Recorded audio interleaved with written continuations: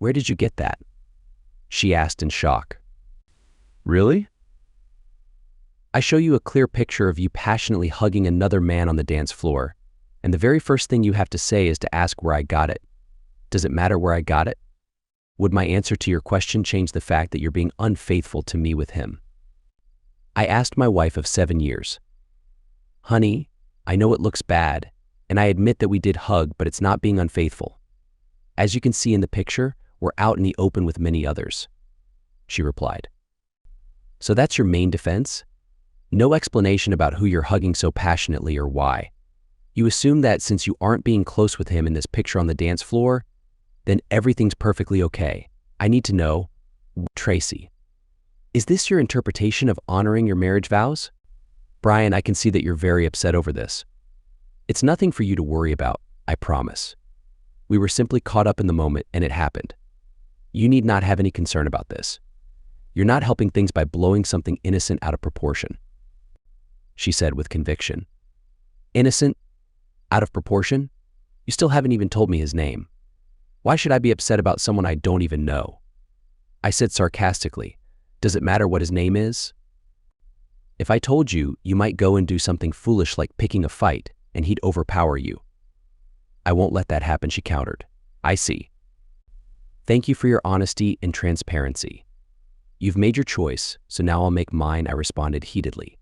I turned around, rushed up the stairs, and began packing a suitcase to last me about a week. She followed quickly. "What are you doing?"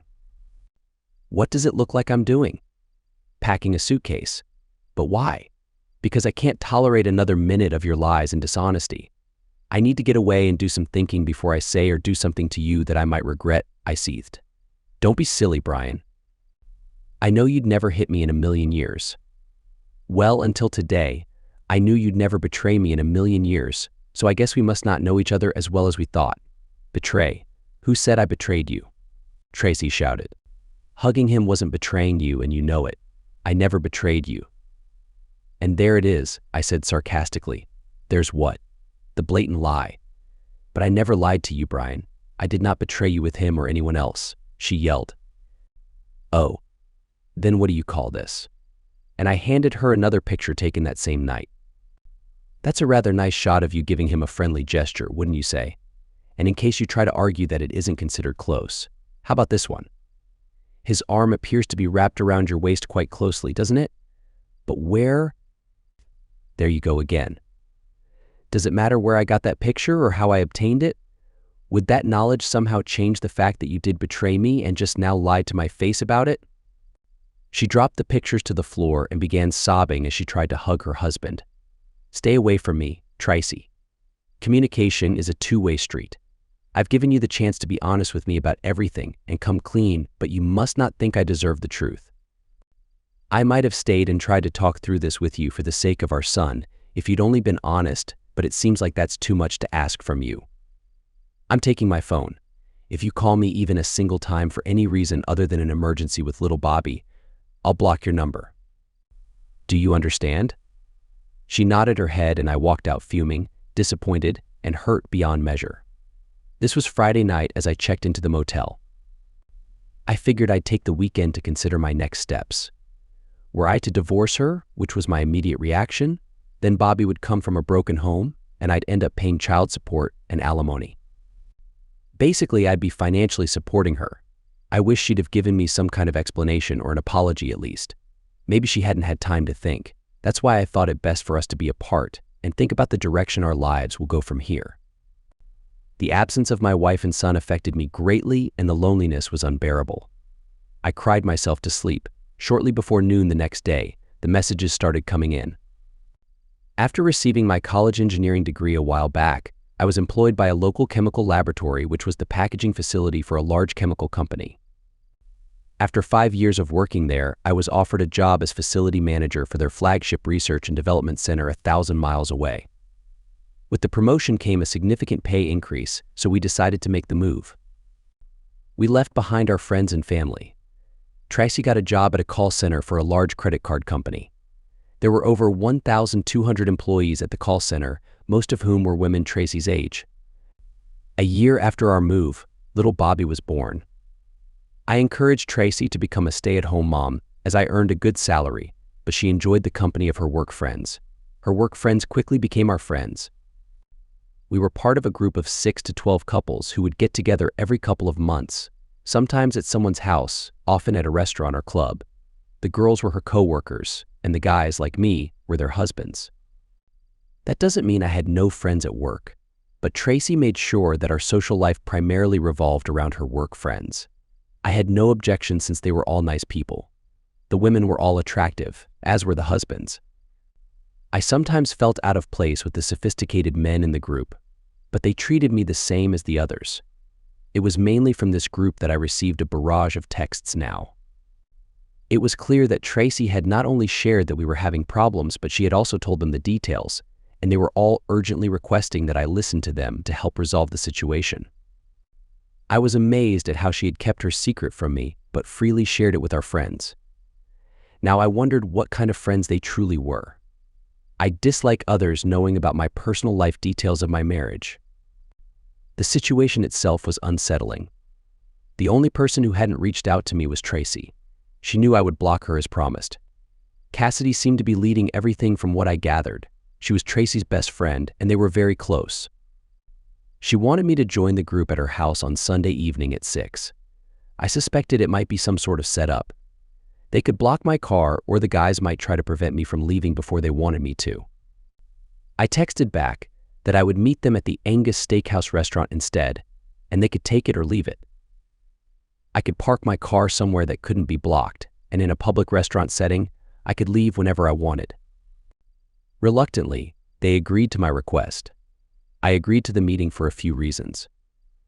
Firstly, I hoped to get some answers as to why Tracy did what she did. Secondly, I was curious about our friends' opinions on infidelity. Whose side would they be on? Lastly, I wondered if any of them were somehow involved in her actions. Did they know? Did they encourage it? If they were aware of her affair, none of them had shared their concerns with me. I never backed down from confrontation. As a facility manager, I deal with almost every kind of problem imaginable and can handle myself well in any situation. I looked forward to learning more so I could make an informed decision or put them in their place. I left my car in the parking lot of a nearby store and walked over to the restaurant. It seemed like the group had arrived much earlier than our agreed time to discuss how to handle the confrontation. This amused me. There was only one seat left at the table they arranged, and it was next to Tracy. She immediately stood up to greet me as I approached. I stopped her before she reached me. If it's all right, I would rather sit at the far end of the table away from her if you all don't mind. But if you do mind, I can comfortably sit at another table, I explained. Cassidy quickly spoke before Tracy had a chance to respond.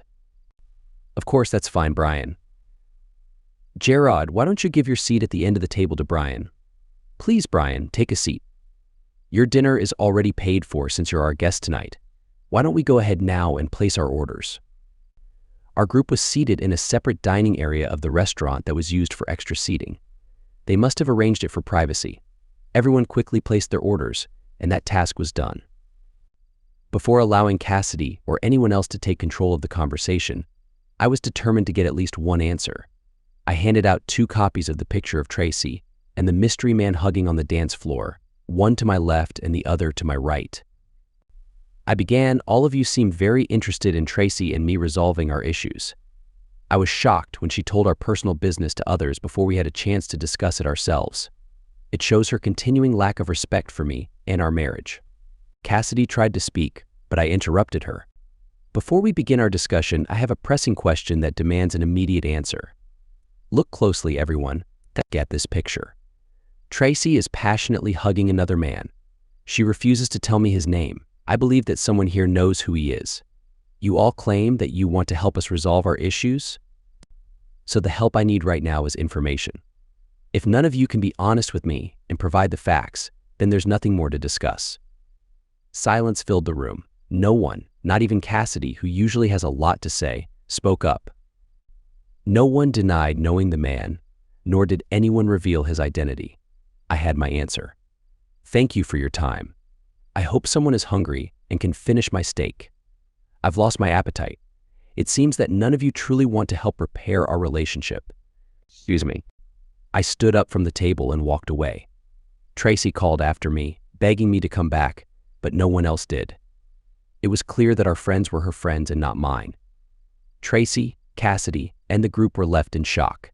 They had planned to have a civilized discussion, but my demand caught them off guard. They needed to come up with a different strategy to reach me, but they were not prepared at that moment. I had already checked out of the motel without mentioning it at the restaurant. I went through the drive-thru of a fast food place and got some food. When I got home, I spoke with the babysitter that Tracy had hired for the evening, paid her, and thanked her. After quickly eating, I moved my clothes and personal items to the spare bedroom. Over the weekend, I had bought 2 lock sets for the spare bedroom and bathroom doors, so I installed them. I didn't want Tracy trying to disturb me in the shower or at night. Once settled, I happily played with my 3-year-old son, who meant the world to me, before giving him a bath and putting him to bed. Tracy must have realized I was home when she saw my car in the garage at 10 to 15 p.m. They must have had a long discussion. I didn't know whether she was with her lover or not, and that was the sad truth. She rushed upstairs, excited to find me in Bobby's room watching him sleep with tears in my eyes. She tried to hug me, but I pushed her away. Undeterred, she had a big grin on her face as she said, "I'm so happy you're back home where you belong. Let me make you something to eat. We have a lot to talk about." "I've already eaten, but thank you for the offer." "So where were you all this time? Spending time with your friend again?" I hinted. "No, I just left the steakhouse." They can confirm that. They've been helping me find the right words to get us back on track. "I have so much to say to you," she explained. "I'll listen to whatever you have to say, but only if you tell me your friend's name. If you can't do that, we have nothing to talk about." "I can't. I just can't," she said sadly. "I wish you were as loyal to me, your husband, as you are to your friend. I'll be staying in the spare bedroom until further notice. Please stay away from me and never touch me.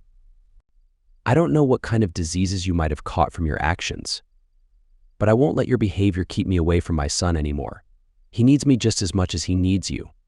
If you decide you're ready to talk, the first words you say to me should be your friend's name. But if you're willing to sacrifice our marriage to protect him, then let it be.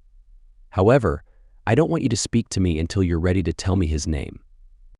Who knows, you might be planning to leave and take our son with you tomorrow," I said as she walked away sobbing. A week went by where Tracy and I happily interacted with Bobby, but we didn't exchange a single word with each other. Finally, on Monday evening after work, I came home to a surprise. Everything seemed normal until I entered the kitchen to see what was for dinner. Suddenly, a bunch of people came in from the other rooms and surrounded me. It was Tracy's group of friends. They were all there and seemed excited and nervous to see me again.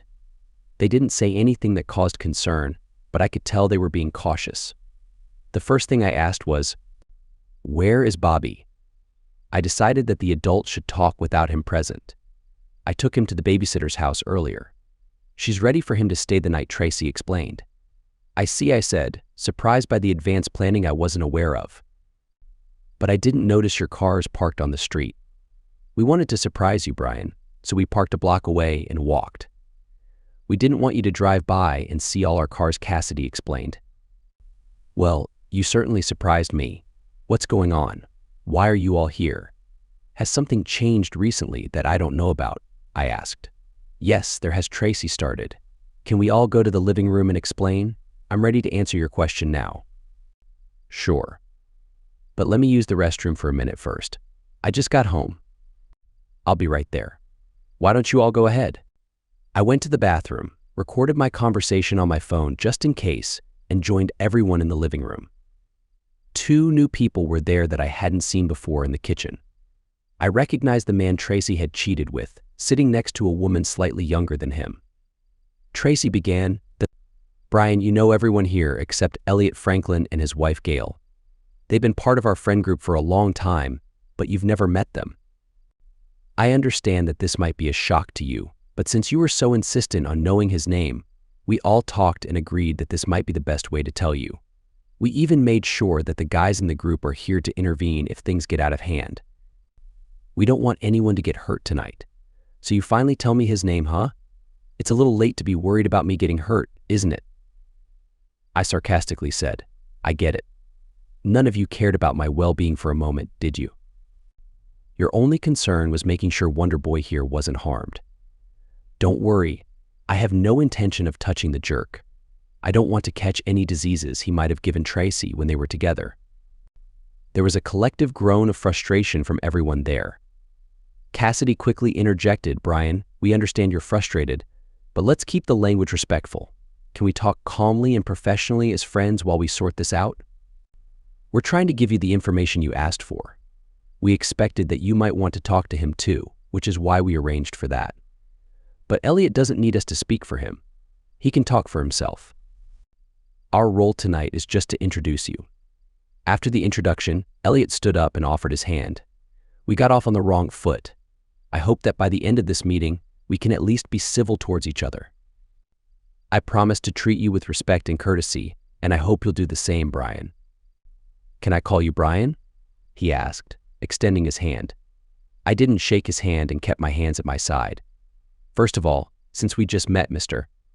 Franklin, I would prefer you call me Mr. Wilson. I don't think we'll be friends anytime soon, and that level of familiarity isn't warranted. Secondly, you promised to treat me with respect and courtesy after disrespecting me in the worst way possible. Yet, I'm expected to just overlook it and treat you civilly. Okay, Mr. Wilson. My suggestion was meant for our present discussion. I wasn't referring to past actions. If you allow me, I'd like to explain what happened between Tracy and me. Hopefully, I can help you see things in a different light. I'm all ears, Mr. Franklin.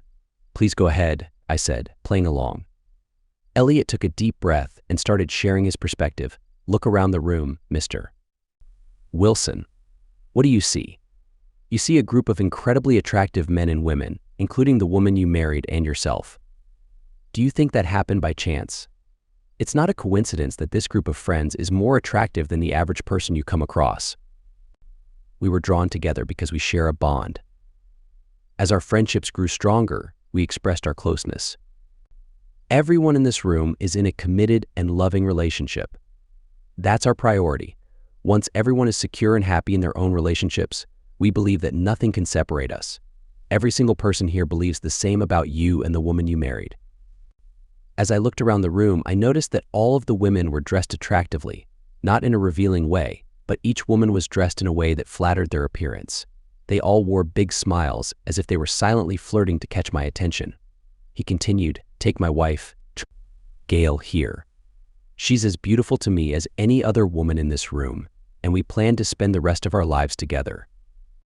No man in this room, including you, could ever take her away from me. And that knowledge gives me the confidence to be able to share her with others for our benefit and the benefit of others in our group as well. In return, she is comfortable sharing me with these other lovely ladies. We both learn and grow beyond what we would otherwise be able to by remaining committed. That's an outdated term that no longer supports people coming together, as well as true love consisting of trust, understanding, sharing, and opening up new experiences and possibilities for our relationships. How nice for you and your wife, Mr. Franklin, and the rest of this group if they all freely have a close connection with one another. But that has nothing to do with me and the woman I married. Excuse me, Mr. Wilson, but didn't you just admit that you have less trust, understanding, and security in your relationship with the woman you married compared to every other couple in this room? Don't you see how wonderfully you two could benefit and expand your relationship by opening up to this? And he gestured to everyone else in the room. If what you say is true, Mr. Franklin, then you just called every woman in the room, including the woman I married, promiscuous. I'm shocked that you somehow influenced the thoughts and values of the woman I married so easily. I find your actions disapproving and unacceptable. A gentleman never interferes with a committed relationship as you admittedly have. I understand where your flawed reasoning is coming from, Mr. Wilson. Rest assured, this is not one-sided. You too are encouraged to embrace the concepts we all value. You could be with any woman in this room right now if you had the desire to do so. When you and the woman you married became a part of our group, it was inevitable that you would be approached to join us in all aspects. The woman you married, due to her close friendships with her coworkers, had many conversations and approached the topic with caution because she was not sure how you would respond. It was only after extensive discussions with her about this subject that she agreed to explore it as a one-time experience, solely to determine if it was something that could truly benefit both of you. She was hesitant at first, but soon realized that the experiences could improve your relationship. If you had not confronted her so aggressively that night, she had planned to discuss the potential benefits with you. Mr. Wilson, the woman you married said that you startled her with your accusatory confrontation before she had the chance to fully explain what this is about. She panicked and withdrew, not knowing how to continue the conversation given the hostile atmosphere you created. I'm sure you'll agree with everything we are offering as beneficial to you and the woman you married. We just need to find a way to make you feel more comfortable with the idea. I understand, I said, appearing to seriously consider everything he had said. Then I looked Tracy directly in the eyes and asked, is all of this true? Did you discuss all of this with them without my knowledge and then agree to test the waters with Mr. Franklin to see if you believed it could benefit our marriage without even discussing it with me first? Tracy nervously nodded yes before explaining, I had heard about the positive impact of open relationships and how they strengthen marriages, and I wanted the same for us. As I participated in the experience with Elliot, I was evaluating the entire experience to learn how it could make things better for us, honey. Please believe that my love for you has never wavered, and I only wanted to show you what I had learned from him to help convince you that participation could be beneficial for us both. She smiled sweetly, realizing that this was the first real conversation I had allowed her to have with me since that night. So you expect me to believe that just one miraculous session with him has made you an expert in seduction? That wasn't really your first time with him, was it? She looked down at her feet, unable to make eye contact, confirming my suspicions. Mr. Franklin jumped back in. Don't you see, Mr. Wilson? We have managed to help the woman who married you understand the benefits. You would also be able to participate fully. Plus, there are other advantages you may not have even considered, he added. Please explain to me these advantages. I insisted. Well, Mr. Wilson, the woman you married will pick up some valuable lessons, I see. So you think you're some kind of love expert, huh? Mr. Wilson, I have a lot of experience. I looked Tracy directly in the eye again. When did I ever resist trying new things? If you felt that we needed to add excitement, why didn't you ever talk to me about it before getting involved with someone else? She shyly replied, Please don't take this the wrong way. Honey, it took all my strength not to lose control and confront Elliot. If I had ever considered the possibility of repairing our relationship for the sake of our son, it was shattered now. Inside me, anger burned fiercely. On the outside, I maintained a calm and collected facade. Now that I had made the irreversible decision to divorce her, my new goal was to gather as much evidence as possible to cause chaos in their lives for their involvement in destroying my once happy home. To achieve that, I needed to pretend that I was interested in their offer. I needed to give them a glimmer of hope that I was considering it. Just to clarify, Mr. Franklin, what you're saying is that I can pursue any woman in this room if I want to and explore my fantasies that I haven't acted upon in our marriage because the woman I married wasn't capable. Tracy looked hurt at my statement but remained silent, allowing me to reach an agreement. Exactly, Mr. Wilson. Any woman you desire, he said excitedly. I could sense the anticipation in the room as they eagerly awaited my response. Normally, Tracy could easily tempt me, but not tonight. Before I make any decisions regarding this opportunity, as you call it, I would like to witness, I suggested. He smirked, chuckled, and replied, I'm sure you have a high opinion of yourself, Mr. Wilson. Of course not. I know everyone in this group and their personal boundaries. Mr. Franklin appeared genuinely surprised by my suggestion. And how do we decide who pairs with who? He asked. I smiled mischievously. I started pairing everyone with partners that they had never been with before to ensure that no one was with their spouse. I briefly considered same-gender pairings, but I decided against it as it wouldn't add to the outcome I had planned anyway. Mr. Franklin was shocked as he looked around the room. Well, everyone, this is our chance. We need to prove to Mr. Wilson that we are serious and allow him to see what we can offer before he decides. He laughed. Is everyone willing to participate? They all nodded eagerly. Mr. Franklin, you and your wife, please make yourselves comfortable. Tracy will sit over there fully clothed at all times and watch you, Gail, in hopes of learning new techniques to try on me later. I hope you realize that you've made a highly unusual request, Mr. Wilson, but I think I understand. I trust that you will thoroughly enjoy the sight before you. And the bonus is that all of us here will get to do what we love most, sharing affection and growing closer with one another. With that, I left them to their task. I walked around the room, observing the people in various states. I made sure to capture the scene on my phone camera. Their lack of inhibitions showed that this kind of activity had been happening for some time. I no longer believed that the pictures I had of Tracy with the jerk were from their first encounter. Regardless, the number of her betrayals didn't matter. We were inevitably going to get a divorce. I made my way back upstairs, knocking on the door before entering. This was to show respect, but my intentions were more devious. I continued to navigate around the room, avoiding stepping on anyone.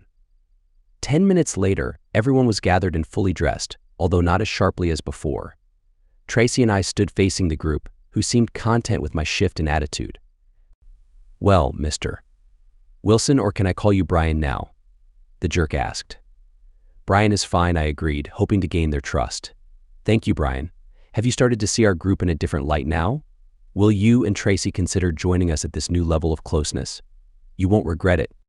Your marriage will only get stronger, I guarantee it. Are you ready to engage with 3 of these lovely ladies tonight, or would you prefer to plan it for another time?" As much as it pains me to say, quite literally I chuckled. I would like a little more time to process everything I've learned tonight. Tracy and I need to have a private conversation about this. Once we've discussed things, we'll get back to you with our decision.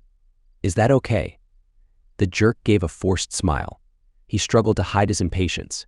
He wanted an answer right then and there, but he wouldn't get it. Of course, he responded politely. "Take all the time you need." Then he nodded towards the others. "Gentlemen?" 3 burly men quickly grabbed and held me firmly. I wasn't going anywhere. Although I was restrained, I didn't sense any threat of violence. It was merely a surprise move. Tracy approached me, took my phone out of my pocket, and began deleting the videos. "Please understand, Brian, we want to trust you, we really do. But until you're fully one of us, we must protect ourselves. It was clear that you recorded the events tonight on your phone. Unfortunately, we can't afford to trust you with that kind of footage right now." Tracy looked at the jerk, who asked her, "Is it gone?" "All of it?" Tracy nodded and replied, "Yes. There are no recordings of tonight's activities." She placed the phone back in my pocket. It was then obvious that she was already a devoted member for him to trust her to go against my wishes. I looked defeated, just as the jerk had hoped. "Mr. Franklin continued, "There, Brian. Don't be so down. I want to believe that you kept the recording mainly to decide who you wanted to be with first when you fully join our group. But we simply can't take that risk. There's too much at stake. However, I'm sure you saw enough of these beautiful women tonight to make a decision without the need for a recording. Each woman here can leave a lasting impression on you, given the chance. Let us know as soon as you can, all right?" He patted me on the back, and the group quietly left the house without any commotion. A few of the ladies flirted and seductively mouthed "call me" while making a phone gesture as they walked away. After everyone else left, I grabbed my keys and headed towards the garage. "Where are you going?" Tracy asked, looking confused. "To pick up Bobby." "If that's okay," I replied. "I miss my son." "But it seems like you don't." "I'll be back soon," I told her. She seemed frustrated, but I ignored her and headed out the door. I drove to the Angus Steakhouse restaurant. I was hungry since I hadn't had dinner yet and was craving the meal I had ordered but never finished last time. The restaurant didn't disappoint. As I savored the delicious beef, I went over the events of the evening in my mind. I hoped that everything would work out as planned. Only time would tell. Kind Mrs. Stevenson thanked me profusely for the extra money I gave her as a tip. I might need her help in the near future, so I wanted to establish a good relationship with her outside of Tracy. Bobby was overjoyed to see me, and I kept him entertained the whole ride back home. I gave him a bath and fed him before putting him to bed for the night. Tracy mentioned that she was preparing something light for us since we hadn't eaten. I told her that I had already eaten and she should take care of her own meal. Upset by my behavior, She distanced herself from me to avoid upsetting Bobby with our upcoming discussion. Since it was Monday night and we both had work the next day, I got ready for bed. She wanted to talk. "What's going on, Brian? You seemed really interested in Elliot's proposal about our group, and we were both in the mood after witnessing everything earlier, but then you suddenly distanced yourself from me. What's the reason behind it?" "I'm glad you asked. Let me answer your question with a few questions of my own. Maybe your answers will provide some clarity," I suggested. "Okay, go ahead," she said. "Right before they left, 3 men restrained me in our own home, and you didn't say anything about it." "Is that correct?" I asked. It wasn't exactly like that, she answered defensively. "It wasn't, huh? Did 3 men restrain me in our home?" "Yes or no, Tracy?" "That's a simple question," I pressed. "Yes, they did." "But..." She started to argue before I interrupted her. "Yes, they did. And did you say anything to anyone about it? Did you protest or object?" "Yes or no, Tracy?" "Just answer honestly," I insisted. "No," she admitted sheepishly. "Now we're getting somewhere. Here's the next question you need to pay attention to. Did I ask you to delete anything from my phone?" "Did I? Yes or no, Tracy?" "Be honest," I said with frustration. "No," she quietly confessed. "All right, please listen carefully to this next question. Did you have a conversation with someone else where you agreed to delete things from my phone without my knowledge or consent?" I asked. Tracy looked down and replied, "Yes, that's true. I didn't think of it as a betrayal before." "It is a betrayal, Tracy. Now let's go back to your initial questions. Why did I distance myself? What's going on? Your own answers should reveal the truth. Tonight you proved that you're on their side, not mine, not ours. So, if you don't mind, I'm going to sleep alone tonight. Again. I can't be around someone who stabs me in the back so easily," I said. Tracy started crying as I left her in the hallway to reflect on her behavior. I made sure to lock my door. Around 4 a.m., I heard her attempting to open the door. Thankfully, she wasn't successful after a few futile attempts. Tuesday morning, I spoke to the vice president of the company where I worked. "Dan, can you recommend a good divorce attorney? Someone who will fight for a husband as much as they would for a wife. Please tell me you're not asking for yourself," Dan pleaded. "Unfortunately, I am. I thought someone in your position would know the best attorney for this situation. You seem to be knowledgeable about everything else," I chuckled. "I'm close friends with Ted Russ. He's our contact with the law firm that handles all our legal matters. I'm sure he can recommend someone great. Let me give him a quick call and get back to you," Dan offered. "Thanks, Dan. And please..." "No need to explain, Brian. This will stay between us." "I respect your privacy," he reassured me. "You don't know how much I appreciate that." "Thanks, Dan." I called the office of B. Thorenson, the attorney Ted recommended, and scheduled an appointment for 2:30 that afternoon. It turned out her name was Beatrice, not just an initial. I explained my situation, and she agreed to take my case. She informed me that most of her clients were women, but she fought equally hard for men once she agreed to represent them. It didn't take much to convince her that I was the one who had been wronged, and she eagerly took on my case. She mentioned that I would have to pay child support until Bobby turned 18, which meant for around 15 years. However, college expenses were usually factored into these arrangements for the child's benefit. I assured her that I had no problem supporting my son, but I also wanted to have shared custody, either on an alternating week or BI monthly schedule. She couldn't make any promises, but she said she would fight to get me those terms. As for alimony, she explained that I would most likely have to pay it for 3 to 5 years, depending on the judge we had. The usual outcome in our state was 1 year of alimony for every 2 years of marriage, up to a maximum of 10 years for marriages that lasted over 20 years. Although I wasn't happy about it, I found it hard to accept that I would be paying her money while she was involved with those awful swingers. Tracy and I had been renting our current house for the past 4 years, with plans to build our dream home in the future. I had gathered numerous sketches and ideas for our special house. Now, those dreams vanished into thin air. At least there was no house to fight over. Bobby wouldn't be attached to a specific home at his young age, so if Tracy wanted to keep renting the house, it wouldn't bother me. I knew I could never sleep in the master bedroom again, knowing what had happened there. B explained that the average time for a divorce in our state was 8 months if uncontested and up to a year if contested. I really hope to fall into the uncontested category. Being tied to a backstabbing person like Tracy didn't appeal to me anymore. B also informed me that claiming infidelity wouldn't bring any financial advantage in the divorce, but it could become useful if custody became a contentious issue. She mentioned that the divorce papers could be ready as early as Thursday afternoon. I asked her to have Tracy served at work on Friday at 10 a.m. so that her friends and coworkers could see it happen. After finalizing details and agreeing to her fee, I asked B about potential living arrangements until the divorce was settled. "What are you asking, Brian?" she inquired. "I just want to maximize the time I can spend with my son. During this important period in his life, 8 months to a year can feel like forever for both him and me. Would it be illegal or inappropriate to continue living in the same house with Tracy so that I can be there for him?"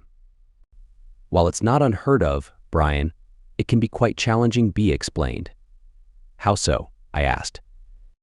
"Firstly, once she is served with the divorce papers on Friday, she is going to be extremely upset with you.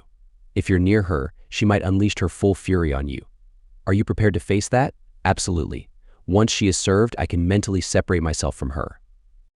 In my mind, we will be legally separated, and I can treat her with indifference, just like she has been treating me," I replied confidently.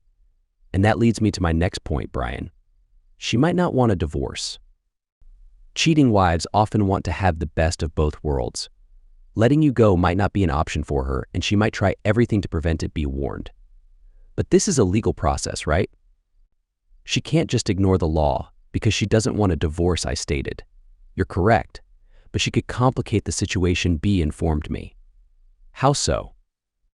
"If you two were to have a close relationship at any point before the divorce is granted, then the time period is reset and the clock starts ticking from a new beginning, and you'll have to wait another 8 months, she explained.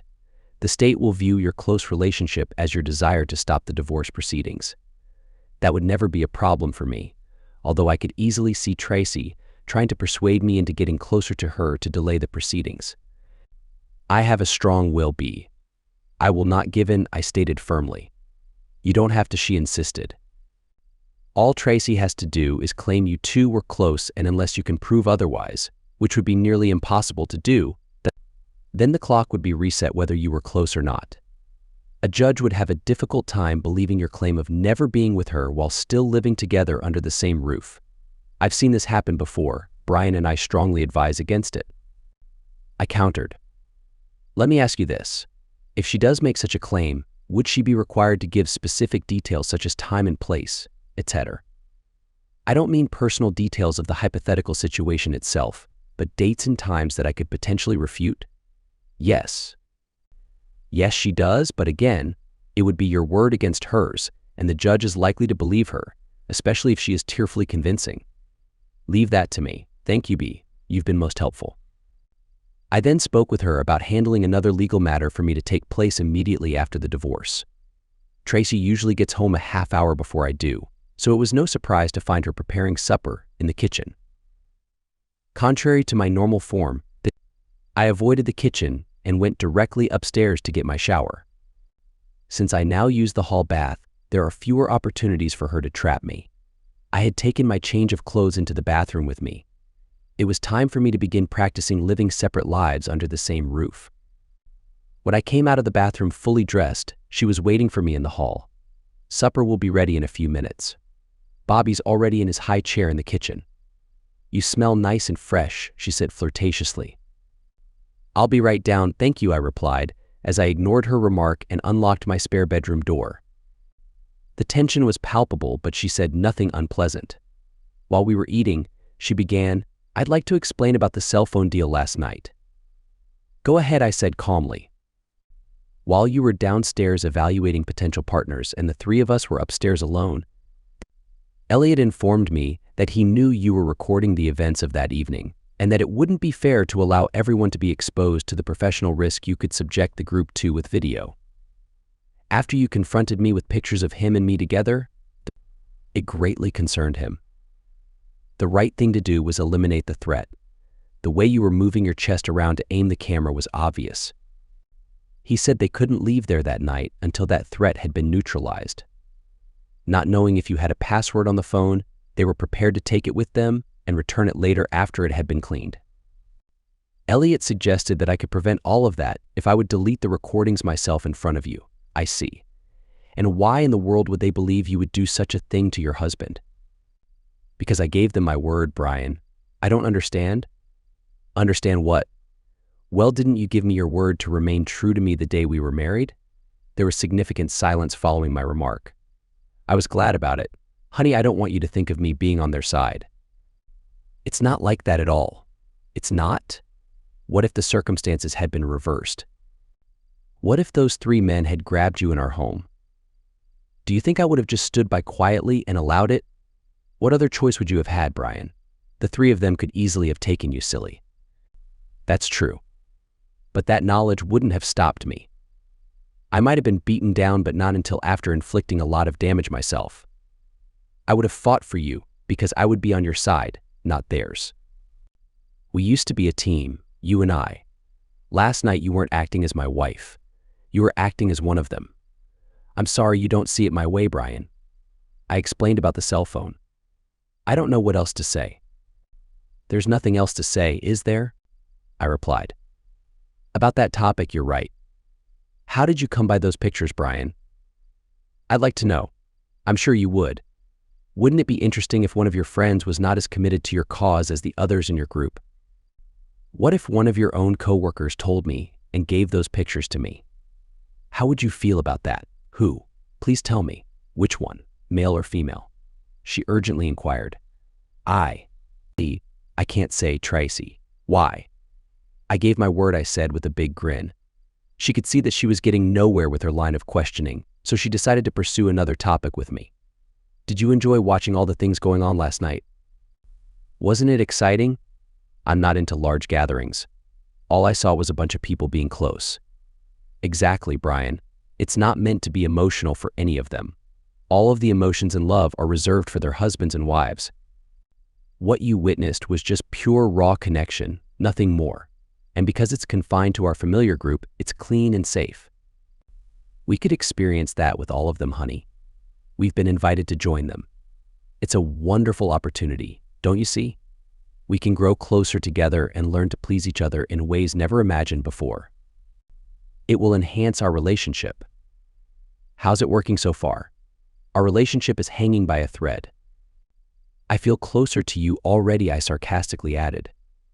Tracy, has our love life been so boring, mundane, and unimaginative that you fear we won't survive as a couple without inviting other people into our personal space? I didn't say that. It's not that we wouldn't survive without it. But don't you want to do more than merely survive?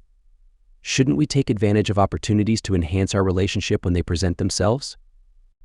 What would be the harm in that? The harm, as I see it, is destroying the trust we once had. That's what you've already done by your experimentation. Instead of enhancing our relationship, it is tearing it apart. Perhaps no one else you know views loyalty as an admirable character trait, but I do. Obviously, your friends place no value on it. They proved that last night. I no longer trust you, Tracy. Since seeing those 3 pictures of you with that person, I constantly wonder who you might be involved with or hugging today. You've proven that you're quite capable of doing whatever you want behind my back. If this is so important to you and you believe in it so much, why didn't you come to me and talk it over with me first, before getting close with another person? Because this is how I knew you would react. I thought that if I could participate and realize the benefit of it first, then I could bring home everything I'd learned to you, and we would be the better for it. Every time I look at you, I see you being with him. That's not conducive to making me want to get close to you anytime soon. If you were to be with me, I'd see him in there as well. My solely yours? You don't belong to me, Brian. You never have, and you never will, she said defiantly. You're absolutely right. I never claimed to own you. I falsely believed you were mine because you said you gave yourself to me. Now you've taken that back and given it to another person. You've broken something in me, Tracy, and I'm not sure it can ever be fixed. She began sobbing again. Needless to say, that was the last conversation she initiated until Friday. I spent all of my available time with Bobby. I didn't hesitate to change his dirty diaper and never asked her to help me with him in any way. We almost made a game of it to see who ended up giving him his bath. Bobby seemed to enjoy the constant attention, and I was happier for it as well. For several days I researched the names, Elliot and Gail Franklin. I was hoping to find their connection to the group. I came up nearly empty-handed. I did find one Elliot Franklin in my public records search, a homeless man who had been arrested for bothering people for money downtown as a panhandler. The picture and age weren't even close to the man who messed with Tracy. I would try to find out more about them. I chose to have Tracy served at 10 a.m. Friday because I was attending a local chapter meeting of facility managers. We typically meet every quarter for 2 to 4 hours, which includes lunch.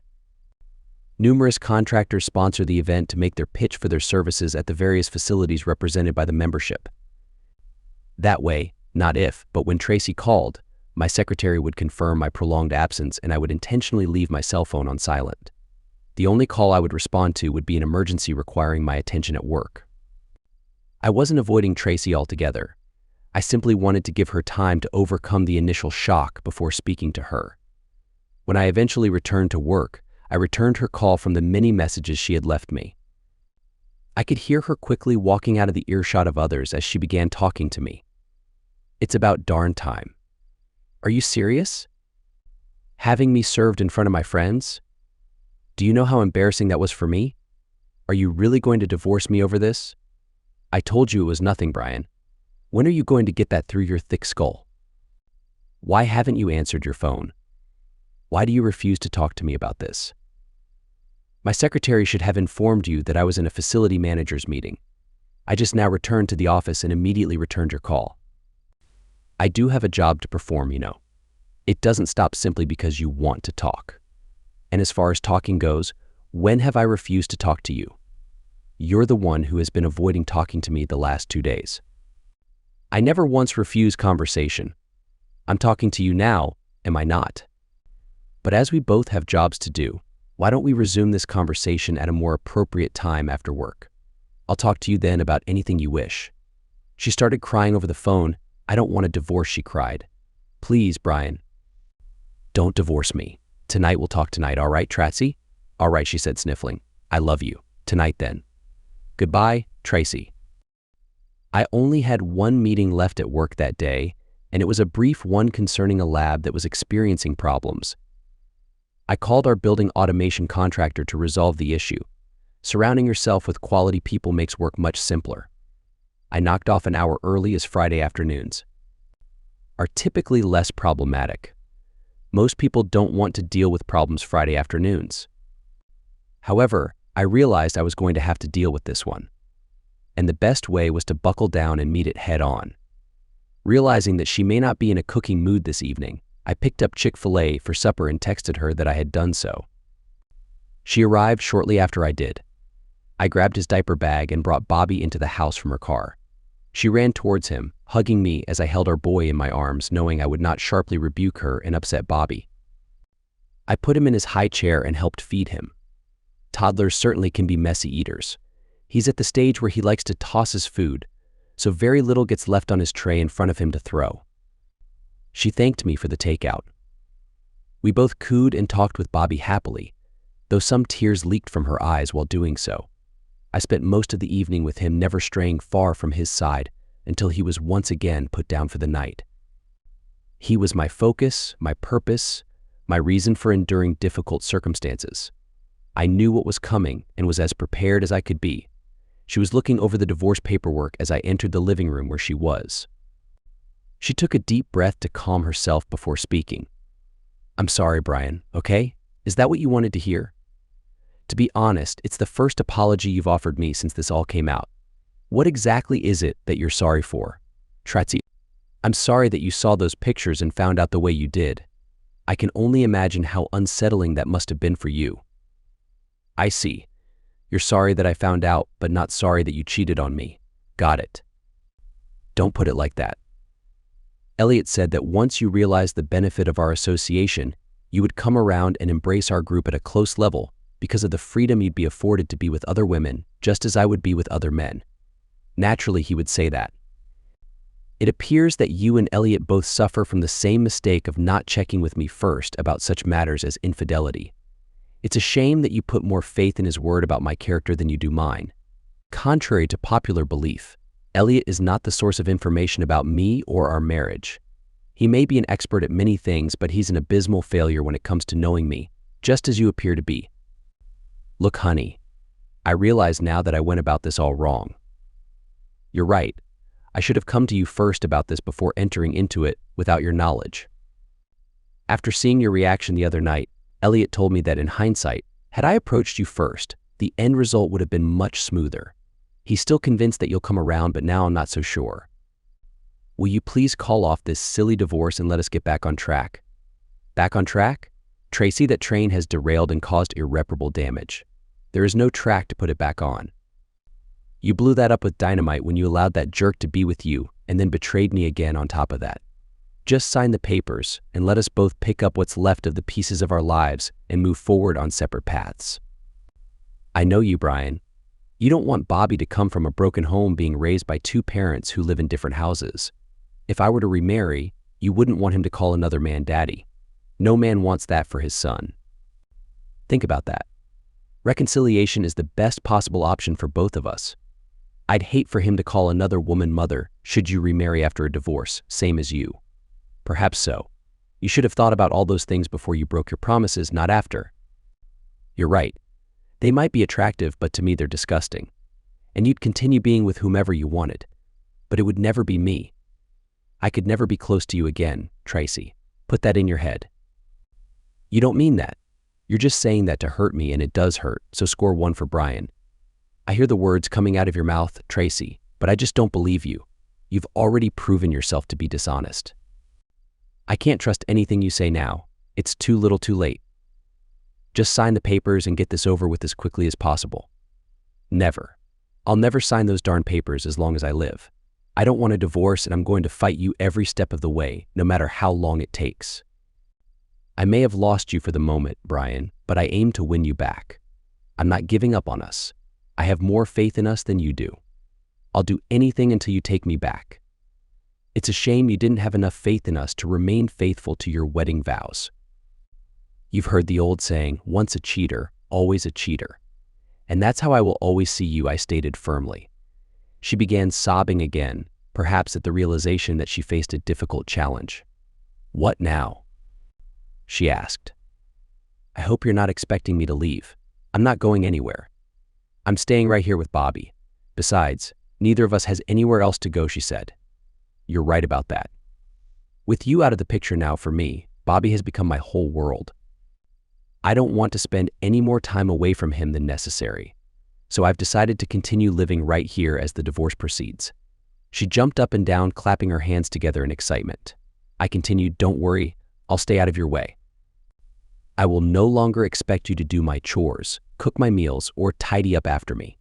You take care of your needs, I'll take care of mine, and we'll both attend to Bobby's.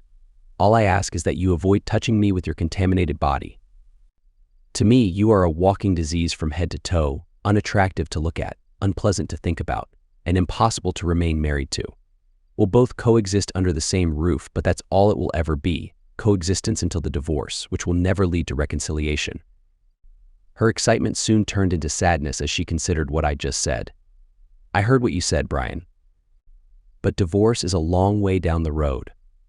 As long as you continue seeing and talking to your so-called friends, there's not a chance in the world. I will never be around them again. As you so aptly pointed out, I don't own you and I have no control over your behavior. But if you ever bring one of your awful jerk lovers here to this house, I promise you, and he will seriously regret it. Is that clear? Of course, honey. I already told you that I'd turn my back on them if that's what it took to win you back. Do you want me to quit my job and become a full-time stay-at-home mom? No, it's too late for that now. Besides, if you did, it would only cost me more in alimony in the divorce. She didn't like my response but maintained a cheerful smile for my benefit. I had decided that our days of arguing were over. There was nothing she could now say that would make me lose my cool and berate her again. Both of us had suffered enough from insults and insinuations. I could be professional both at work and at home. I chose to view it as a temporary business arrangement. Nothing was going to interfere with my time with my son. For a couple of weeks, we had brief, polite conversations, saying only what was necessary. We surprisingly agreed to a few suggestions my attorney, BA, had proposed. In the meantime, I would cover all of the rent if Tracy took care of all the utilities. I canceled all the utilities in both of our names and had them reissued solely in her name. Since our cars were fully paid off, we individually handled our own gas and insurance expenses. We also took care of our own grocery shopping, so we didn't have to share. Disconnecting myself financially from her wasn't as difficult as I had imagined. She was okay with it since I was still paying the majority of our expenses. I moved half of our savings to a new account in my name only, leaving the remaining balance in her account. She did get a little mean towards me for a few days after, but eventually realized that I was just following the terms of our divorce agreement, which she still politely refused to sign. Once I had made all the necessary changes, Tracy decided to make some changes of her own. She would wear conservative clothes to work, but after her evening shower, she would show up in opposite outfits. I ignored her attention-seeking behavior and remained professional. As she grew more frustrated, Tracy tried to come up with reasons to talk to me and engage in conversation. I always remained polite and never turned her down unless she got too personal. I didn't ask her for anything or initiate any conversations. My lack of response encouraged her to step up her game. One day, while rummaging through a drawer in my room, I realized that I hadn't seen the 3 pictures I had of their secret affair. I frantically searched through all the drawers in case I had misplaced them.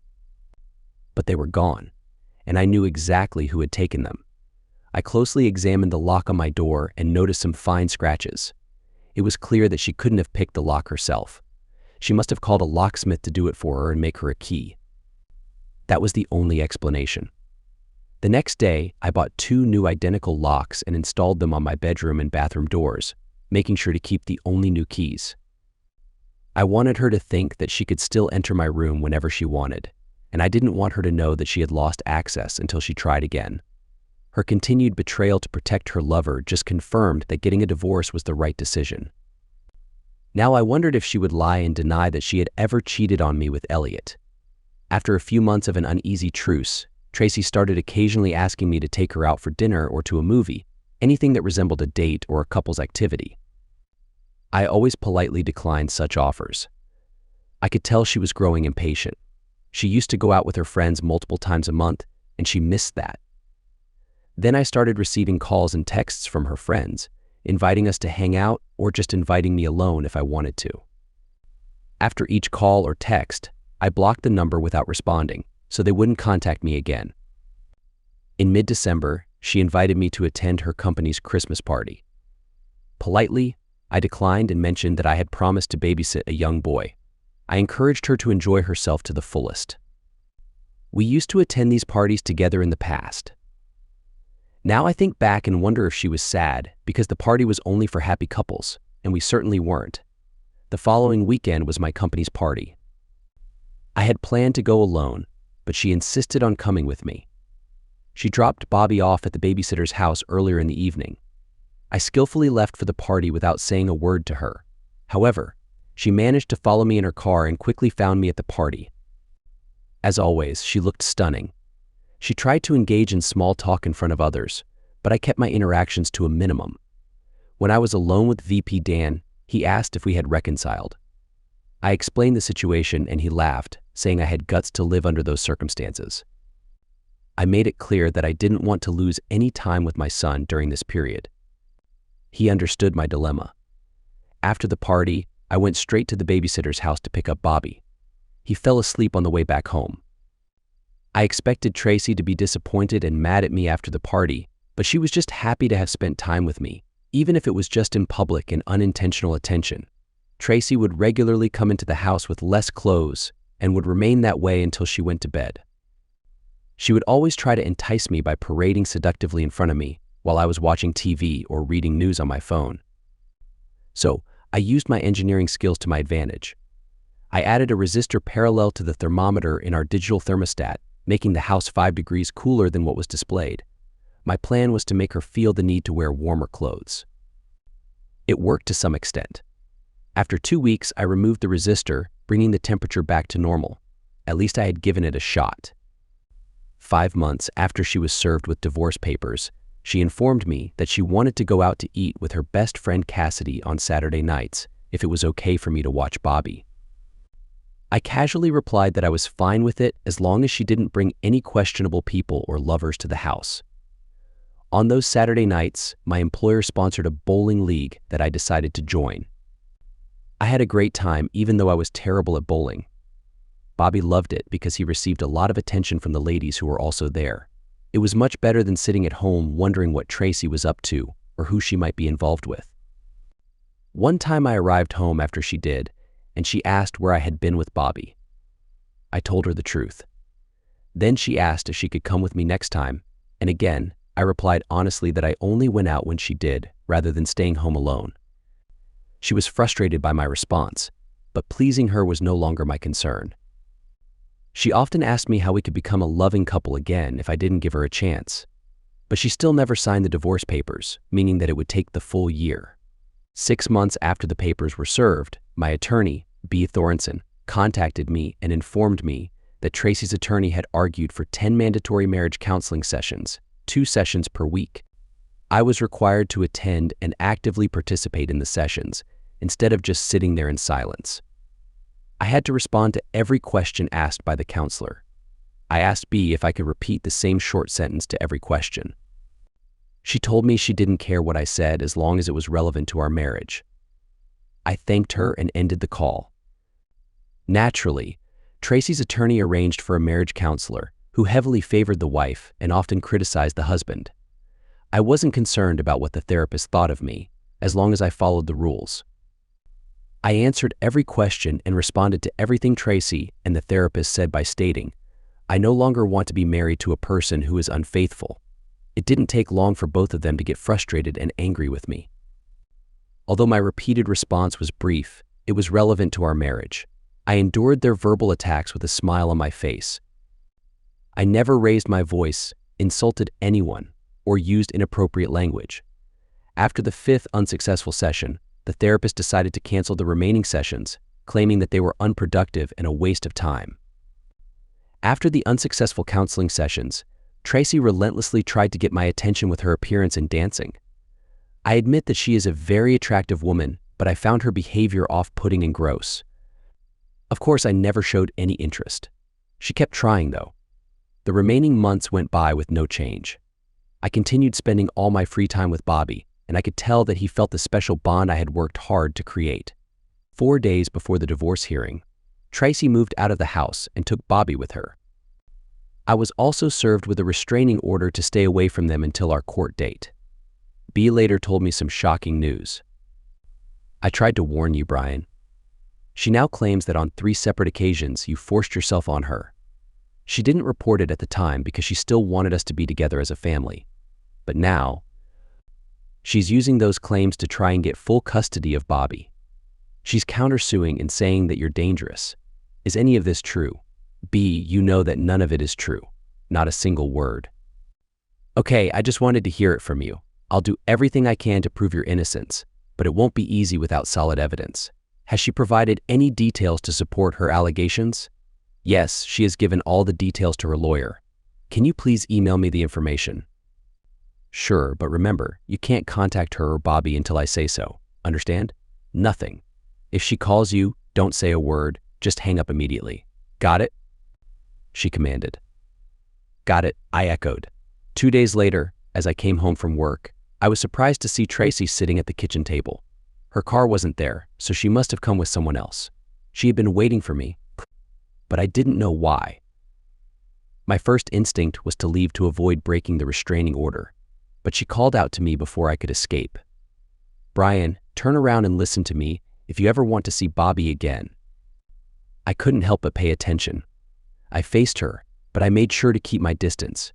"Can't speak now?" She sarcastically asked. She continued, "How does it feel now?" "I'm sorry, Brian, but you left me with no other choice. I had to make up stories of us being together to have a reason to keep Bobby away from you. I told you that you would never hurt me, and I still believe that. But I needed to make sure I got full custody of our son. Why would I ever come between a loving father and his son? You know Bobby loves you more than me. He asks for you all the time, and it breaks my heart to keep him away. Just say yes, Brian, and all our problems will disappear, she encouraged. Give me some time to think it over. I need to figure out how I can handle being with other men as well. I just need time, okay? Okay, baby. I understand. You always analyze everything. We go to court in 2 days. I need to hear from you tomorrow. But if I don't hear from you before the court hearing, then I'll make sure you pay for it. Bobby will grow up hating you, and you'll be paying me for it. Please, don't make me do that for Bobby's sake. Okay, sweetie, do the right thing for him. She hit me where it hurt the most. My son, nothing in the world was more important to me than him. I'll reply as soon as I can. Now please leave, I insisted. She walked past me with a smirk on her face. She knew she had me in a tough spot. I held my breath until I heard the door close. I looked out the window and saw a fancy car pull up next to her. Of course, it was Elliot Franklin. He must really like her to go through all this trouble to be with her. I had a lot to think about. B told me that I didn't need to be present at the divorce hearing, but I wanted to be there. As I walked out of the men's restroom and headed towards the courtroom, Tracy came up to me and said, "You had your chance, you fool. I'm going to destroy you in there. Bobby will never know you, and he'll grow up with another man as his father. I'll marry someone better who trusts me and is open to new experiences, unlike you." Then she spit in my face and quickly walked away, leaving people around us shocked and wondering what terrible thing I had done to such a beautiful woman. I wiped my face with my handkerchief, hoping that my lawyer would be as good as they say. I entered the courtroom and took a seat at the back, waiting for my turn. It was a busy day in court.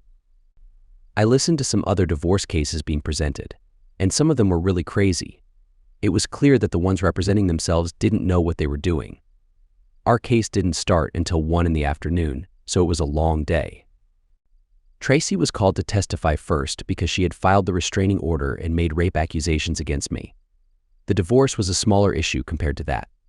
I paid close attention as she told her story, including specific dates, times, and places of the alleged attacks. She was making a strong case for getting custody, child support, and maybe even for me to go to jail, even though formal charges hadn't been made by the district attorney yet. I said nothing as she tearfully described the horrible things she claimed I had done to her. Tracy's lawyer skillfully portrayed me as a violent and unfit parent.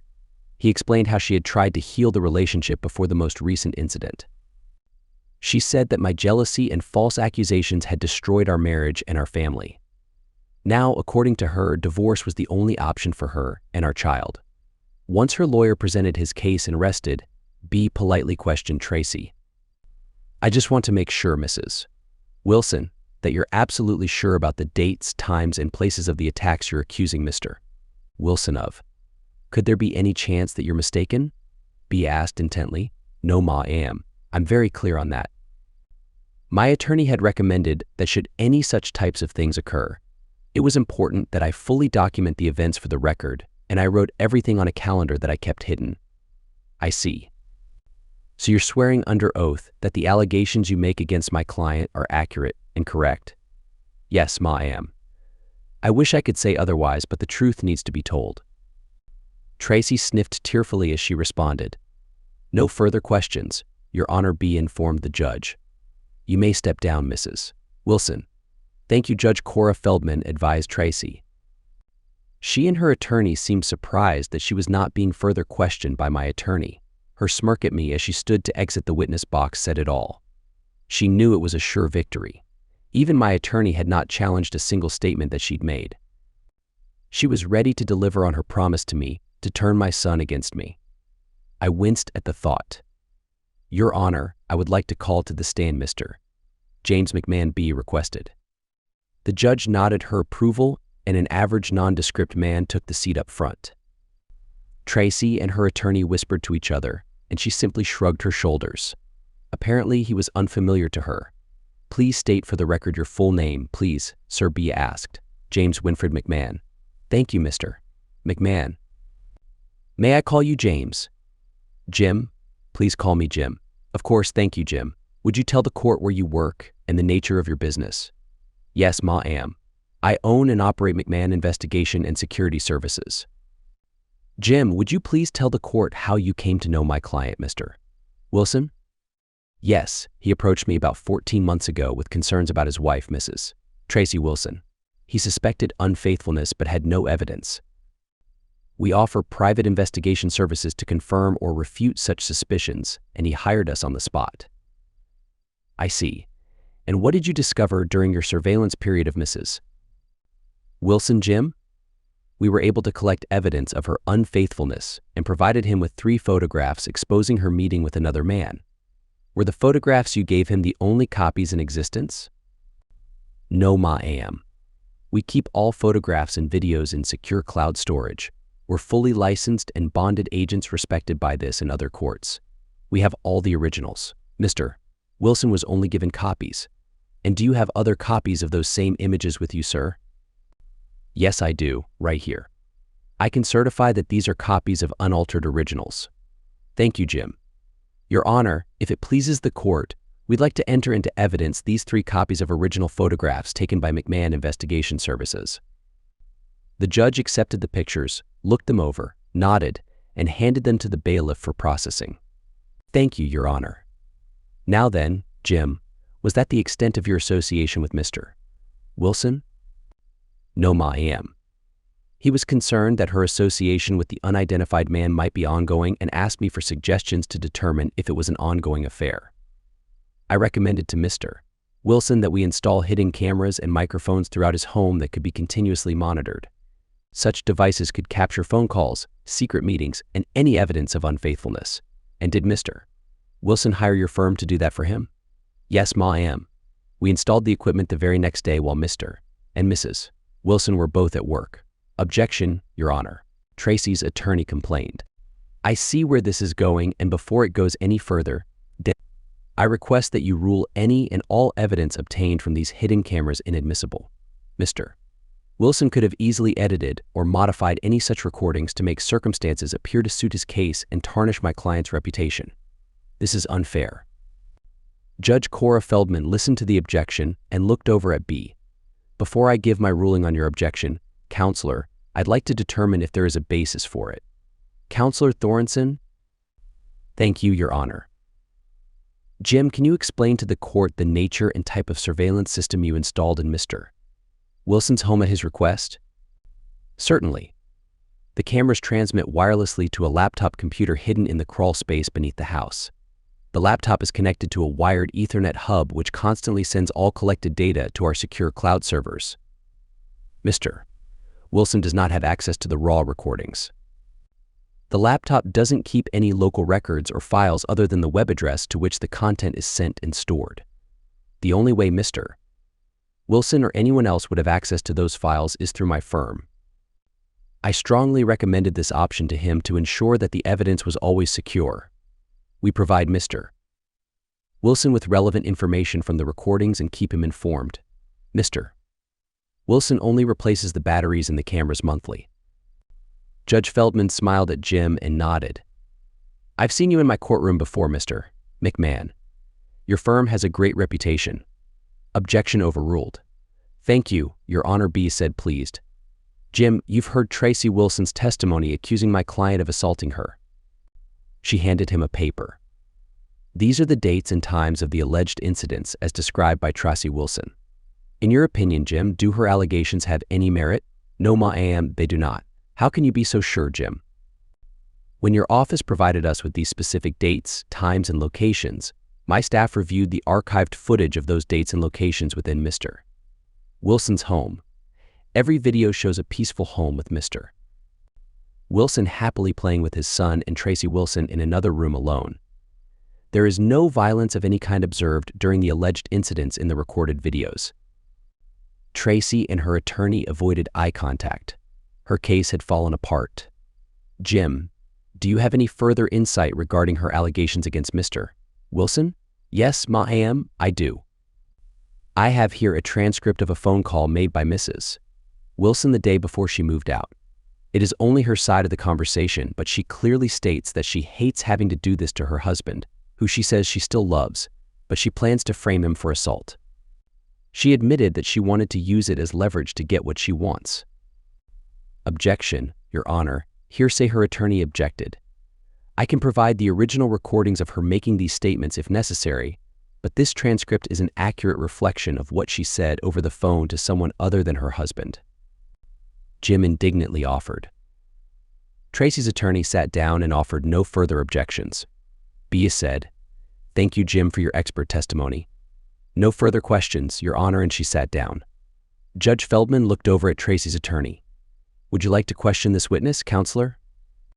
Defeated, he said, "No questions, Your Honor." Judge Feldman directed, "You may step down, Mr. McMahon." "Thank you." After my PI took his seat, the judge continued, "I see what is happening here. An innocent man is being accused of crimes it is obvious to this court that he did not commit, in an effort to sway this court toward giving full custody of the child to the mother. In the process, Mrs. Wilson has committed perjury. Perjury is a serious offense and could result in imprisonment. The district attorney will review the record of this hearing for potential prosecution. I hope that charges will be brought against you, Mrs. Wilson. I hereby grant full custody of the child, Bobby Wilson, to his father, Brian Wilson. Tracy Wilson will have visitation rights at the discretion of Mr. Wilson. Mr. Wilson, I strongly advise you to be generous with the visitation. Your child needs to spend time with his mother." I nodded in agreement with the judge. She continued, "Regarding alimony, I'm inclined to award none, given the way Mrs. Wilson treated her husband. But I am not without compassion.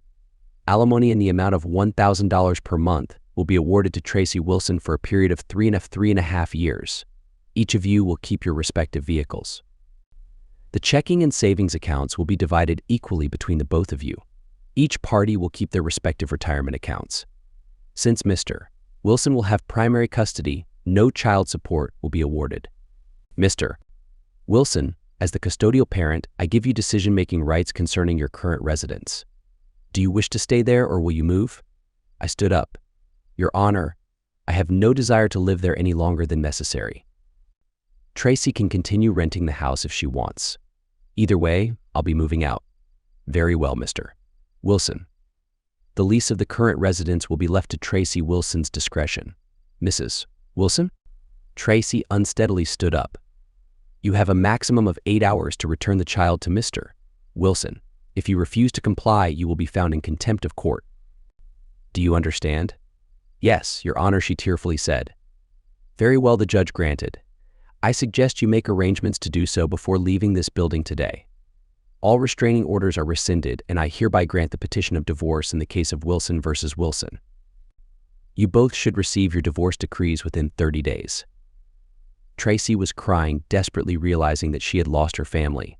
She approached me to follow the judge's orders. "If it's okay with you, Brian, I'll bring Bobby to you at the house after dinner today. I'd like just a few more hours with him before I give him up." "No need for that, Tracy. I was just waiting to see the outcome of these proceedings. I've already found a new apartment, and some of my friends will help me move there as soon as I leave here." I handed her a slip of paper. "Here's the address of my furnished apartment. I'm only taking Bobby's things, my personal items and tools. You can have all the furniture. Bring Bobby to that address at noon tomorrow. I should be settled in by then." She sadly nodded at me. "For what it's worth, I'm sorry, really sorry. This is not the outcome I ever imagined. Well, since life with me was so boring and uneventful, from now on you can have the exciting and fulfilling love life that you hoped for, without me. Good luck with your next relationship," I sarcastically stated. She didn't respond in the same manner. "Brian, I want to thank you." "For what?" "For not going after Elliot and Gail Franklin. They're really wonderful people. It's a shame that you'll never know them as I do." She said appreciatively, "No problem. I have no interest whatsoever in either Elliot or Gail Franklin. As far as I'm concerned, they don't even exist to me. No, not Elliot or Gail. I found out from your HR department that your company has a very strict non-fraternization policy in place because so many women work there and they want to protect them from inappropriate conduct. Tomorrow, I'll have your company served with a lawsuit claiming that blatant violations of their policy resulted in the destruction of my marriage, and almost cost me my son. Ronald Hensley will be named as the primary culprit. You may have heard of him. He's your manager. Tracy stood there in disbelief, mouth opening and closing like a fish out of water. I continued, as it turns out, Ronald has a beautiful wife, Lydia, and 2 elementary school-aged children. I'm not sure if she knows about his actions messing around with all those other women. But don't worry, I'll make sure she knows everything, including Rita Consuela, the woman he claims to have been married to for so long and his greatest love on earth. You might know her as Gail. But why? Why would you do this? His wife and children don't deserve to be affected like that, she pleaded. Why? He destroyed my marriage. Why shouldn't I ruin his? He almost cost me my son. Why shouldn't his children know the truth? Even now, still to this day, you defend and protect him. Something tells me he may be divorced within a year or less. The only downside to him is that he also may be unemployed very soon, along with all your other friends at the call center. It seems that their silence in not reporting Ronald's unacceptable behavior is also against company policy. You're going to get us all fired. But how will I support myself now? She argued. Oh, don't worry. Your job is safe. I promised your company that I wouldn't make this public as long as they keep you employed. Hey, just think, in time you can start a new group. I can only imagine how wonderful your life is going to be now that I'm no longer in the way holding you back. Once you explain to them how certain actions enhanced our marriage, I'm sure the ladies will be eager to join you. You might have a tough time recruiting another manager. Maybe one of the other spouses will take over the leadership role. Just think of all the new exciting possibilities. I enthused. But why would you protect my job and get everyone else fired? She blurted. For one reason and one reason only, Tracy. I agree with the judge that Bobby needs his mother in his life. It's not the best job and doesn't pay much, but it's enough for you to live on without asking me for money. One day when he asks me how I treated you in the divorce, I want to be able to honestly say I was fair. If you tell him differently, I'll show him the evidence. What Tracy nor any of her friends knew was that I had already known her lover's real name since day one. My private investigator is quite skilled at his job and is worth every penny he charges me. An engineer always approaches a problem from a position of knowledge. If we don't have an answer, we find someone who does. That's what we do. My sharp lawyer sued Tracy's call center for $1.5 million and settled for a cool $1 million. She kept $250,000 and I received the rest. On the day I received the settlement check, I wrote Tracy a check for $42,000 in one lump sum. My alimony obligation was paid in full by her own company with a lot left over. I could now build my dream house. Word spreads quickly through the workplace. Quite a few of the single women where I work are interested in me. But after just getting off this roller coaster marriage ride, I think I'll focus on Bobby for a while before considering dating again. Free at last.